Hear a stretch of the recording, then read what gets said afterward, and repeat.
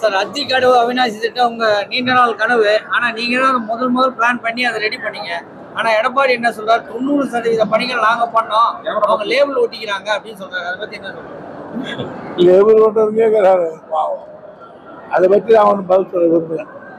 Sir இப்ப இந்த coin வெளியிட்டாங்க இல்லையா, 100 ரூபாய் கலைஞருக்கு, அதை கடுமையா விமர்சிக்கிறாரு எதிர்கட்சி தலைவர். அது என்ன உள்வாங்க? அவர் விவரம் இல்லாம பேசியிருக்கா சார். அவர் கனவு அவருக்கு இதே மாதிரிதான் அண்ணாவுக்கு வெளியிட்டாங்க, இதே மாதிரிதான் எம்பிஆர் வெளியிட்டாங்க. அதே அதுக்கு சம்பந்தம் பேரு அதை பார்க்க முடியல. அவருக்கு அதை பார்க்கல, இதை குறைச்சு. பிஜேபி தலைவர் அண்ணாமலை என்ன சொல்றாரு, இதில் அரசியல் கலக்க வேண்டிய அவசியம் இல்லை, எடப்பாடி சொல்வது தவறு அப்படின்னு சொல்றாரு சார். ஆமாம், இது ஒரு மறைந்த தலைவருக்கு ஒரு மரியாதை செலுத்துகிறார்கள். மாற்று கட்சி எண்ணமுடையவர்கள் கூட வந்து பாராட்டுகிறார்கள். தமிழ்நாட்டினுடைய மறைந்து விட்டவர்களை பற்றி யாரும் அதிகமாக பேசுவதில்லை. ஆனால் சிலர் தான் மறைந்துவிட்ட தலைவரை கூட தார்மாராக பேசிக் கொண்டிருக்கிறார்கள். ஆனால் அந்த வகையிலே அதை எடுத்துக்கொள்ள வேண்டும் தவிர காழ்ப்புணர்ச்சி காட்டக்கூடாது.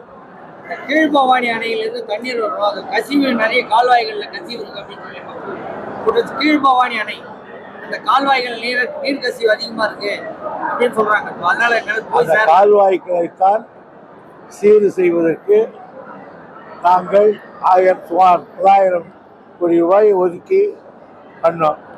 ஆனால் அங்கே இருக்கிற விவசாயிகள் அதை சீர் பண்ணக்கூடாதுன்னு 2 வருஷமா தகராறு. அவங்களை கெஞ்சி கூத்தாடி கொஞ்சமாக பண்ணிக்கிட்டு இருக்கோம். இது பழைய காலத்தை வச்ச மரங்கள் அதையெல்லாம் வேறு விட்டு அந்த கரையே பறந்து விட்டு, அதனால மரங்களை எடுத்து விட்டு கீழே தரை போட்ட வேண்டும். தரை போட்டால் எனக்கு தண்ணி வராது, ஊறாதுனாங்க. சரி விட்டுரு, சைடில் போடணும், அதுவும் போடக்கூடாதுனாங்க. பெரிய பிரச்சனை நடந்துக்கிட்டு.